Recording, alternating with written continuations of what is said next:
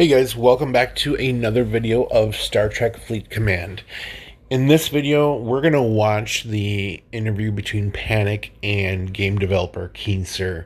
And I'm going to add my own commentary after certain parts as we go through here to give my feedback on what is being discussed, especially when it comes to Armadas, because there are so many mixed feelings when it comes to this new component in the game. Hey guys, welcome to today's video. I'm joined today with designer Keenser, and we'll be talking about a feature that was lost last week, which is none other than Armadas. It's nice to be back with all of you, and I'm eager to talk about the new feature. So Armada was launched after about a year of being announced, but leading up to it, what was your role into building this feature? Sure. Well, I guess if you go all the way back to the beginning, my initial role was writing a document that, a spec from a designer point of view of like how this feature should work. And then writing another one, and then writing another one. A lot of big features like this go through a lot of iteration. First, the kind of spec phase when a proposal is written. Then lots of people get together, both from an engineering point of view, an art point of view, a UI, UX point of view, all the rest of the design team, and we get together and we discuss it for a very long time, or at least it feels that way sometimes. And we iterate on different versions. There have been at least a couple of different versions of Armadas that we prototyped in terms of a very simplistic high-level UI point of view, and then the tech team gets involved and we learn more about what's easy and what's hard and what works within the existing systems, and then we take that down and tear it all apart again. So I've been involved pretty much from the beginning. There are a lot of different designers on the team, and there have been many more designers than just me involved in making it happen and come into existence. So I was there on the ground, and then there have been a number of designers who have carried that torch forward since then. Got it. But why did it take initially so long to build? Yeah, tell me about it. There are a lot of factors that lead into how long it took to build. One of which, a lot of them are just technical, right? And a lot of them, when doing a big new feature like this, it's very iterative to us. So work has been going on for many, many months, right? First from a kind of very high level spec point of view, like I said, and then drilling down all. I just want to stop right there. One of the main stress points for the players in the game is why did it take so long, which is what Keenser is explaining, and what we got. What we got felt like it didn't take a year to develop. Like, how in the world could this possibly take a year? Because you literally start an Armada, warp to it, you're done. You get rewards. That's it. So I'm not sure exactly how that takes a year to develop. The details and all the numbers, that gets done, and then we start to build it. There was one earlier version that we attempted to build, and that was kind of aborted, canceled, and we took a step back and realized what would work better and what could work in the engine and perform very well. And so that more or less the second version becomes the version that you now know and play. And yeah, it's really just about iteration time, right? We've been doing some internal testing on it for at least a couple months, and then we started bringing in some play testers to our office to play through it. And in every one of those experiences, we ran into issues that we wanted to solve. So a lot of it was just kind of different smaller UI elements about clear communication to our players. And all those experiences kind of slowly drew the feature out as we said, okay, it's not, perfect is a hard thing to say, but it's not good enough. So we were continuing to iterate on it, go back and make it better before we wanted all of our players to get a chance at it. Right. That isn't to say that it's perfect now, and there will always be tuning and adjustments we want to do once a feature is live. Within reason, right? All of you that are playing a feature now, we don't want to change it on you or make you feel like you got one version of a feature and then we somehow made it worse. But we do look forward to continuing to improve the player experience in small ways to make it better. Yeah. Well, one of the things I enjoyed a lot about Armadas is it really brought the pure MMO feature towards the game, especially from like an alliance point of view. Like you have to work with your alliance in order to do some stuff. So I'm really curious what Panic is talking about with pure MMO component really bringing it into the game. It really doesn't bring it into the game, like at all, because MMO is multiplayer online.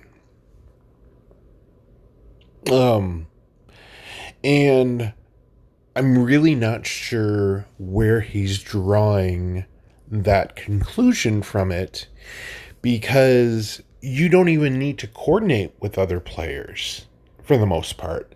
Everyone gets the notification, everyone just warps there. If somebody more powerful gets there, after you do, you get bumped out. And so you're like, God, why am I going to this Armada in the first place? Why did I pull back this miner to send out a warship? And so I'm really not sure how Panic is drawing that conclusion, because it doesn't feel like it's really bringing that concept of gaming into Star Trek Fleet Command. What is your favorite feature, like, coming into Armadas? Yeah, I mean, we just wanted an experience you could share, right? Obviously, that, it's not, you can make attacks on a target kind of one after another in series, but this is always the one that is like a little bit like a MMO party, right? Or a group, in your classic kind of PC-based MMO. You're going to get your friends. Again, it's not. It's completely, entirely all automated. You literally don't do anything. You literally don't even have to wait for it to start. You don't have anything to do. It's all automated. So I'm not sure where either of these gentlemen are drawing these conclusions.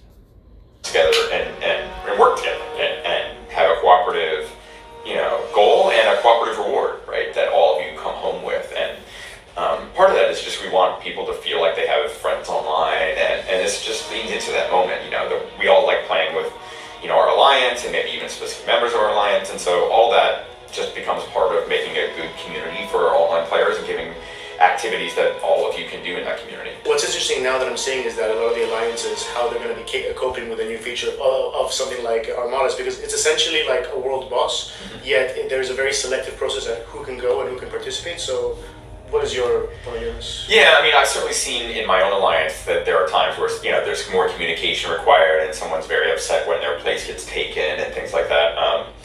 We tried to make it as simple as we could, is the honest answer, right? That we have a starting assumption that the guy who calls the Armada would rather have the strongest ships possible in addition to his own. And so that's the default mechanism we have in the game. Obviously, we're looking at the feedback. We considered doing various kind of reservation systems or first to join gets in, but then the UI gets a lot more complicated. The leader then has to go, okay, you joined, but I don't want you, and now I have to remember that I don't want you, and you can't join, and there's a little bit of something of a bad karma there. We experimented with different systems, at least on paper, in the kind of UI sense, and none of them really worked for us in terms of presenting an easy to understand UI that we were a fan of. That was simple enough that a casual player just wanted to go, I want to hit this target, it's open to whoever. And in a kind of more casual alliances, that hasn't seemed to be a problem from what I've seen. In the most aggressive high-level alliances, then they're like, you get to come, you don't get to come. Or perhaps the alliance leader wants the lowest level people to come so that he can maximize his personal reward on it. All that's kind of, we're leaving that up to the world to figure out, letting players communicate and figure it out, because. And so I think what they're trying to get at here was, what we're talking about of, why do I get kicked out? And they're making a lot of sense. I do think the way it came out was probably the easiest and most effective way for it to come out with as little bugs as possible. So I really fully support what Keenser is saying about this, that it was probably for the best that it was designed this way, because that reservation system, I can see that causing some bugs and some friction in the alliance, and depending on the alliance you have. And I love what he just said, that maybe the Armada leader wants low level players to come in, because since he does more damage, he gets more rewards. An alliance leader can tell people not to show up, and if they keep showing up, he can, complain to the guild leader that, let them sort this out socially. Yeah, I guess it's less putting it on the alliance leader in this case and more putting it on the alliance themselves, kind of sort of between them. So yeah. It makes sense. It's the different points of view in that front. Yeah, I mean, I don't know that this is the perfect answer, and if we come up with a better solution or we figure out a solution where we want to go with a more reservation solution, it's not that we're militantly against it. It's just we're trying to balance the different interests of making something that's simple to execute. Correct. And kind of piggybacking on that, why was there only 5/6 players allowed as a maximum for this? Well, some of it's up to game balance, right? We have to guess on how many people are going to show up. So if I make, or if we design, it allows 10 targets, 12 targets, 15 targets, 50 targets, right? That's a very, very different experience. And it's not to say we won't allow something like that against a kind of different target someday. But we were looking to create a more group-based experience, not like a raid-based experience from your classic game.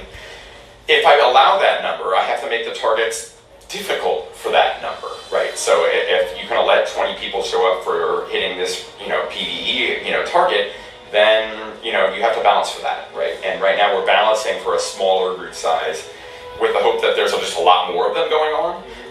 That, we want to make it very easy for you to get the directives and to find the targets. And then rather than having everyone showing up for one, we want a lot of this segment going on. Do you think there could be room in the future to kind of build it for more? Sure, of course. Okay, we look at how the feature does. Yeah. We look at what kind of things the players are attracted to, what they want to do next, and what we want to do next as we're playing it too. So there are no final answers. It's a game that we want to go on and continue to evolve.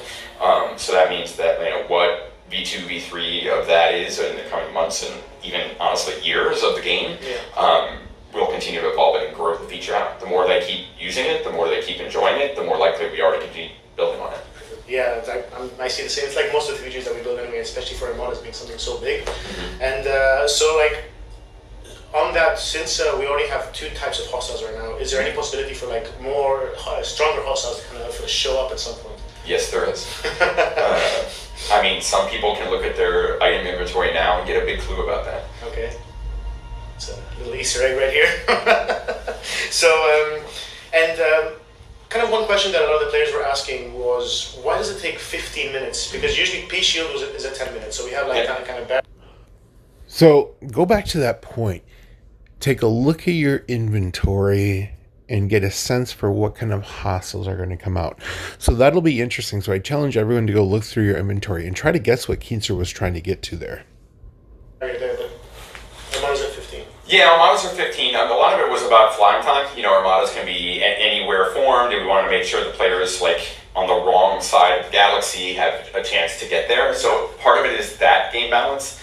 And that's one part of it. And the other part is we want this Armada feature to be kind of cohesive with future extensions that are logical, that you can predict. And that was, an Armada attack is going to be a big deal, regardless of what the source is. And we wanted a bit more time for a player that was interacting with an Armada, no matter how they're interacting with it, to have the time to respond and prepare. Okay. So go home, repair, get it there in time was a loop that we were considering as we built that kind of timer. Okay. Because an idea that was kind of put in place was, once you're in the Armada starts, and then let's say your Armada gets destroyed, immediately the rest of your lines kind of come in and you continue to fight. You don't have to wait 15 minutes again and again. Oh, sure. But part of that is balancing some Armada targets, now and in the future may be a bit more competitive. So you attack it, but you may not kill it on the first try. And then in another alliance, maybe trying to compete with you. And if you're able to launch your Armadas in series every minute, every second, or whatever, you may have to fight it back there if your ships are destroyed. Another alliance part of the gameplay is they've got an alliance Armada queued right after us. Yeah. That's part of the gameplay quite intended, so that you can choose, you're going to convince yourself that you're going to win this, or perhaps you want to bring even more ships to push them out of their Armada alliance. These kind of hostilities happen. Yeah, and I was expecting that, to be honest, when an Armada starts and you have the rest of the alliance kind of bordering up like a wall. Yeah. Don't come here, and it's the protection against what's going on. So exactly. And that's definitely part of what we intended, right? That so if you want your ships that are going to fight, you don't want to get them hurt or damaged or much less destroyed. So you need to kind of protect them. People can bring in more than one ship into the circle in case their first ship gets destroyed, and that's true for the Armada lead as well. Perhaps even more necessarily true. But I've definitely seen sniping happening in my alliance where they see someone going after a target, they nail the leader, and of course that cancels the Armada. Yeah, I've seen a few with myself. Some people are very well intended in the galaxy, and you should know, if you don't already, that some people are not. I've had a few myself. We had an actual all-out war with my alliance. I wasn't strong enough like the rest of them, but they're panic, go there, panic, go there. I'm like, yes sir, yes sir. Yeah, going just there. flying all over. Yeah, I mean, I like the emergent gameplay that's been happening there. And I hope it continues, right? It just makes the game more fun, it makes alliances interact more, and it's just fun to be a part of. Yeah. And like one of the things that I'd love to see, and we've talked about it before, is like a more in the alliance management system. So like having the alliance have more stuff to give, like an alliance, the leader giving more power, etc. Yeah, I mean that's something we are in the first stages of working on now, is a kind of diplomacy system. Yeah. And that will grow, right? Yeah, perfect. And my last question is PvP. Yes. So we know it's something that players have been waiting. Why didn't it go and release? Yeah, I mean, from our Discord chats, I'm not likely to give out an exact date for you, but it is a logical extension of the feature. The feature was built in mind that it could be used for different kinds of targets, obviously both hostiles in the universe of various strengths, and ultimately player stations. And that will be a big deal, right? Combining multiple ship strength for one attack on a station. It's part of the reason for the timer, and that we wanted it to be consistent. But you can predict that that's coming. Yeah, very much coming. So it's a feature that will essentially be there at some point, just balancing issues, I assume. And we want to be careful to launch it right. We want to, we've hinted about it before, but, Do you see Armadas kind of growing into something more than what it is today, as in just PvE hostile and then just PvP? Yeah, I mean, fundamentally, it's a big feature for us. We've invested a lot of time in it. We're not saying we got it perfect in every way in the first release to our players, but we want to take an iterative approach, and we want to take a big approach to it too, right? We're going to add big parts of it, one of them we just talked about, but then we want to, evolve the feature, right, in different ways. So, yeah, there's the notion, of perhaps larger target pools to go after, and there are a lot of things we have in the future for Armadas, mixing it in with other kind of features, the way it can interact and change the face of the galaxy now. Yeah. I also expect it to be something huge. I kind of see it like in the World of Warcraft scene, where we have like instances and then the raids, and then it's grown into world bosses. So it's kind of the same progression in every kind of MMO. Yeah, I mean, we want the game to feel like it's a living, dynamic, well, not world, but galaxy, and this is just the first stage of that. Yeah. And well, thank you so much for joining us today, Designer Keenser. Like we talked a little bit about Armadas, a lot of your questions that you had. During the next few weeks, maybe towards the end of the month or next month, we'll have another Q&A on Discord with you guys. As after you've kind of gone into Armada, seen how it works. So any questions that you will have, we'll be asking them out, and we'll be hopefully answering them in any possible way that we can. Yeah, I won't be joining that Q&A. And so I think that was a really good kind of rundown of Armadas and the future of Armadas. Keenser was telling us that, they are trying to develop station raids with Armadas, PvP with Armadas, and they're trying to go in that direction. I think ultimately what the player base wants is they want something more engaging, something more strategic, something more playable. Because if it's just another point and click, I'm not sure how much that's going to impress people. I would say if you're going to stick to the point and click mechanic in the game, definitely go for base raids, because people already love raiding bases right now, and they would love to do that in future, or PvP. But I don't think that the overall player perception and reception is going to change if you start building up everything and you have these grandiose plans. However, you're not really changing any of the underlying mechanics of the game. You're not adding in any kind of strategy. And let's just talk about these rewards. These rewards are pitiful. They're not worth it to me. I mean, I think I would rather grind out some NPCs and get the rewards from those than get common G3 or crystal and gas. And yes, I know you can get uncommon, but the drop chance is rare. You can only do it once a day. And you can get your tactical cores, but those can only be used on upgrading your Armada station node. And so it's completely just very underwhelming across the board for me. They're interesting for a second, like when the Armada starts, and then as soon as that second is over, it kind of fades away. So that's kind of my thought process on Armadas. I hope you guys enjoyed this video. Make sure you click that subscribe button and that bell right next to it, and I will talk to you guys later.